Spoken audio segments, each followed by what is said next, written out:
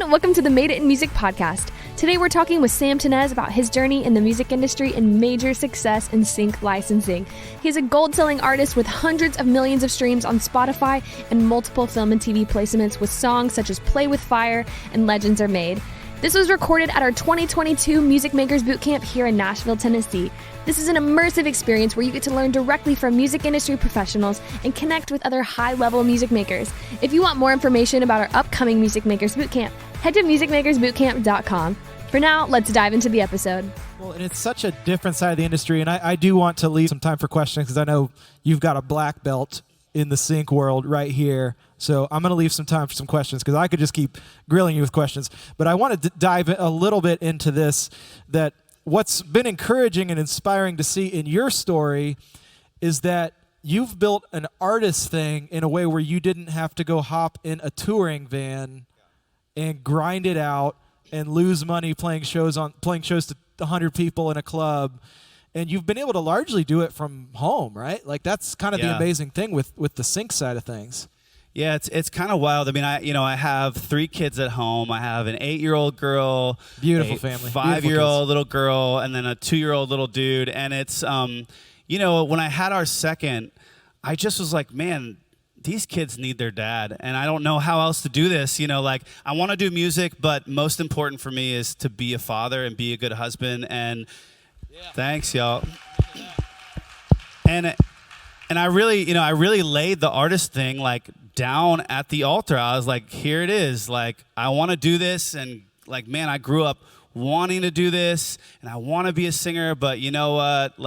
My family is more important. That's my first calling. That's where people are going to see God. And so I think for me, music, the cool thing about TV film is it was I got my first check for the first TV film thing, and I was like, that's more money than I ever made for an entire 10 years of touring. I'm like, this is crazy. I'm like, wait, this is all for me? I'm like, maybe they added a zero by accident or something, But what I realized was no, this is the way. And, watching Maggie and some of my other friends who were, creating their artist thing, and it was growing and growing and growing, through sync, I realized that, you could create a fan base from it. And I was lucky enough that people enjoyed my voice, enjoyed my songs enough to start rallying around things. And I created an LP, an EP kind of thing, but just longer, and put it out with some imaging. And I finally gave in to everybody saying that I was an artist, because I was going, no, I'm not an artist. I just make TV film. I'm not an artist. Leave me alone.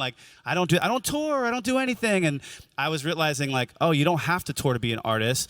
You just make music that people want to stream and listen to. And what's cool is way back in the day, MTV and TRL and all these places, they were the place where things were spotlighted. The best music, the best fashion, the best whatever was spotlighted on these type of formats. But we don't really have that anymore.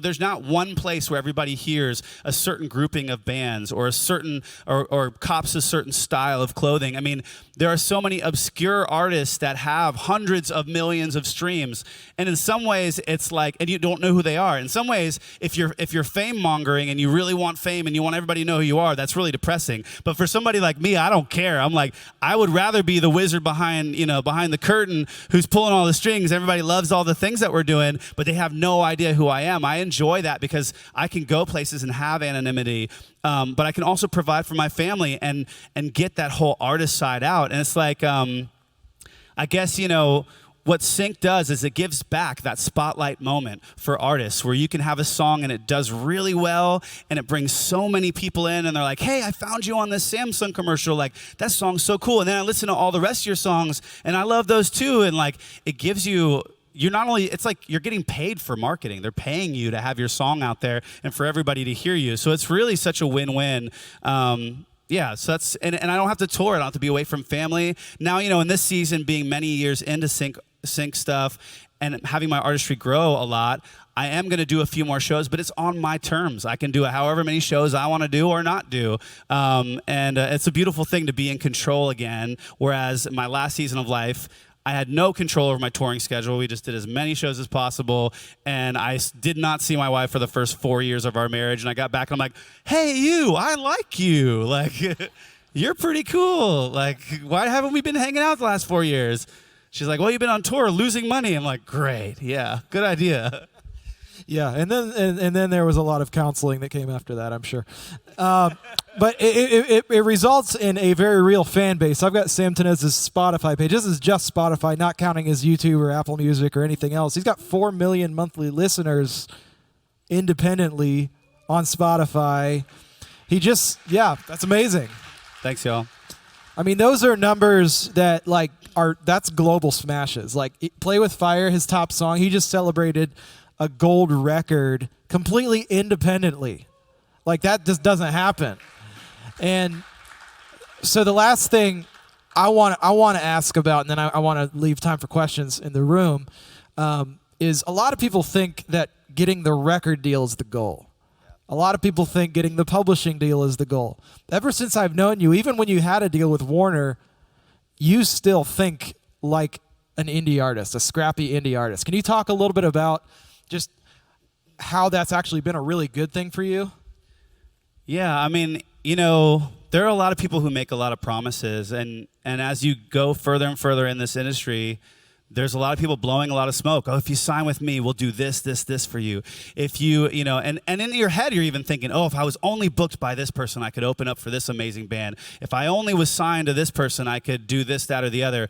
But at the end of the day, it's all about great music. It's all about great songs. And that sounds so basic, but it is true. It's all about the songs. It's all about the music. And it's all about the intentionality that you're putting into it. Don't wait to be a signed artist to put the amount of intentionality that you would put into a record.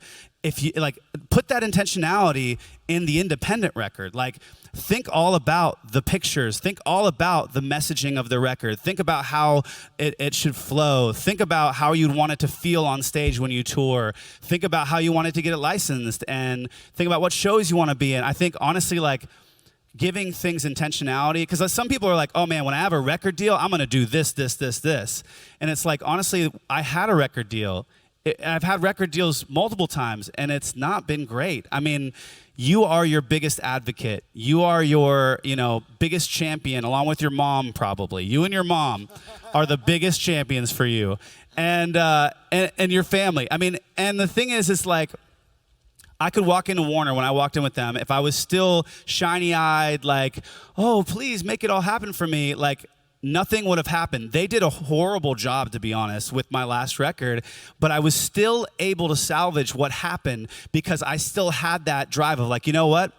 Forget them. If they're not responding, push them over to the side.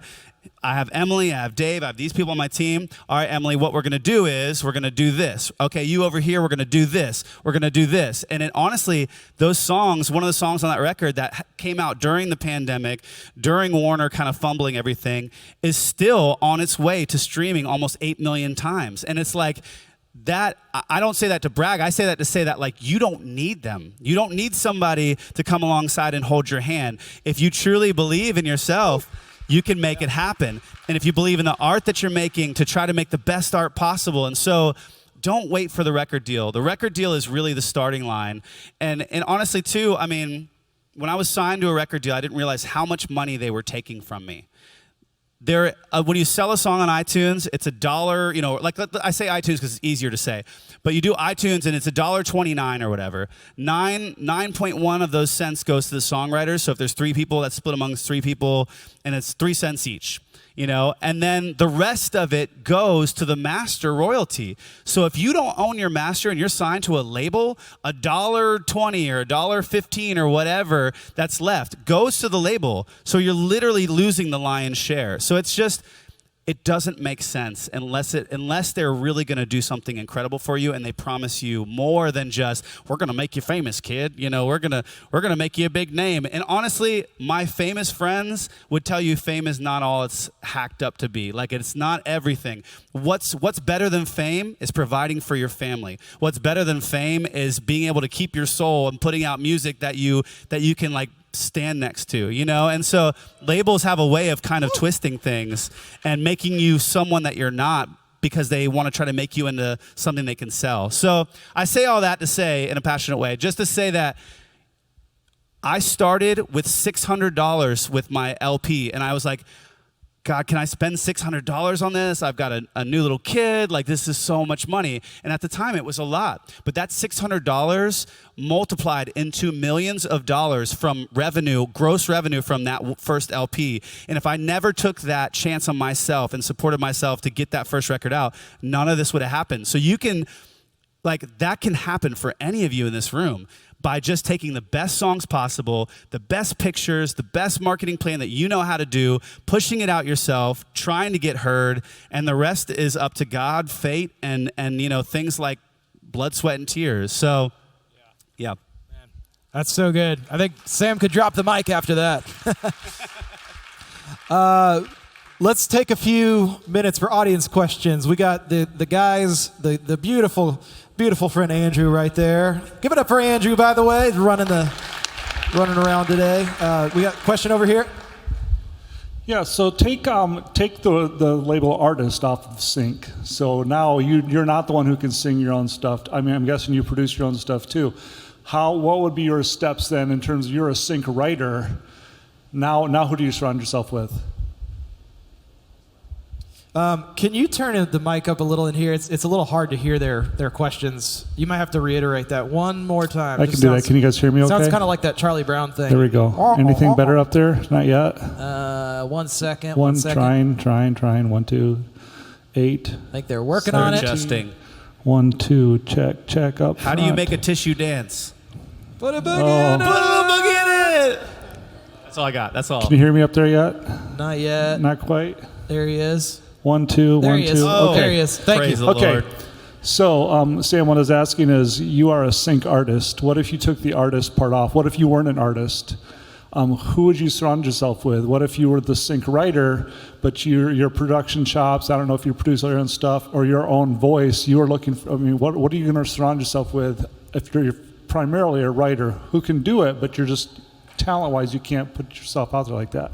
Yeah, I mean, honestly, the best way, it's like how I started was being a third in the room, which is typically there's a producer, there's an artist, and then sometimes they have a third in the room. And my job as the third in the room was to bring the title, to bring the creative energy. Whereas, because a lot of artists are kind of worn out from doing socials, they're doing shows, they're doing this, they're doing that. They're a million sessions in. So I come in and I give that little bit of adrenaline of like, hey, what about this title? And then they perk up and they get a little excited, and it's like, I didn't have to put my face out there. I didn't have to do all the social media stuff or any of the shows. I could just show up, give them a great title, give them a great song, and be in the mix of amazing artists and producers, and still have my songs get heard and still be part of the process. So I would say surround yourself with an amazing artist, find an amazing producer that you like working with, and try to wiggle your way into being the third in a room. It's a really fun place to be because it's low pressure for you, but it also, like, all your brain power is going towards lyrics and melodies, and you can be that creative energy in the room that keeps things moving, Well said. More questions. Let's see. We got a mic right here. Can we hear you? Yeah, check 1, 2, 1, 2. Perfect. So I'm starting from a similar place where I'm an artist first, but I've gained some interest into sync over the last few years. I've got sync alternates made, so like your vocals only, your instrumentals, all that good stuff. But like that's where it's ended for me, because everybody I've asked about it, there's 100 different starting points of, like, one guy's telling you just email 100 different TV supervisors cold and see what you get. Somebody else is like, well, go find a library. Some are exclusive, some aren't. So do you have any advice for like good starting places or avenues that you recommend looking into? Yeah, I mean, this is so hard. Even for my friends that are in town, like established writers, established artists that have toured and have like big things going on behind their name kind of thing, when they come to me and say, hey, I want to get into sync, like, what should I do? It is such a very saturated thing that my first step is to tell them, do not email the people that head up, this like Resonate, the licensing company I work with, or Lyric House, or Concord, or I'm like, don't do it, don't send them stuff, because they'll just say no, because they're so overwhelmed with everything, So really the best first step is to kind of like, what I would do is I would go on those Instagram, accounts for those companies, like Resonate, like Lyric House, like Concord, like Secret Road. There's millions of them. There's so many great licensing people, and you just kind of start to troll, like, okay, they're posting this song. Who is the, like, and you can just tap it and see who they're tagging as the artist or as the producer or as one of the writers, and just see if there's anybody in there that you know or that a friend knows or that you can reach out to. Because honestly, the producer writers are a little bit more easily accessible. So, I mean, sometimes if I see that someone's getting a lot of syncs, I'll see a name pop up. I'll reach out to the producer. You know, when I was nothing was going on for me at the time, I reach out to the producer and I go, hey, like, man, I love what you're doing. Like, here's my voice. Here's my voice and here's my artist stuff. Like, if you ever need a new voice, like another voice to put on stuff, like, I'm down, let's do it, you know? And it wasn't a lot of pressure. It wasn't a lot of annoyance. It was just like, hey, like, I know you do sync music. You need another voice. We always need great new voices in sync, you know? And try me out sometime. You know what I mean? That would be because going down the gatekeeper route of like the head of companies or even to supervisors are so overworked and underpaid. They just don't want to have anything to do with anybody bugging them unless they know you, you know? So that would be my way of like, and that way too, you don't become labeled as like, oh, this guy's hounding me. You know, you don't want to be that person. Oh, this person's hounding me. They won't leave me alone. Like, you want to just get in with some of the community of the artists and writers and try to write some good music, you know? It's good. Another question over here. He's got the mic. Can you speak to the role management maybe has played? I know there's a lot of indie artists who don't obviously go the record label route, but they still find really solid managers to come alongside and provide open doors and kind of work alongside them to create opportunity. Have you experienced that? Do you currently have management? Maybe what role has management played or not played?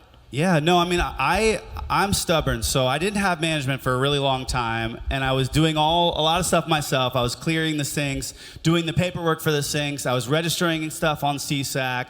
I was setting up all my rights. I was just that annoying person who just didn't want to give over any control. But then I got to a point where I had kids, I had life going on, I had my artist stuff going on. It was just too much, and I was like, I literally was like, I'm having panic attacks trying to make all this happen, you know?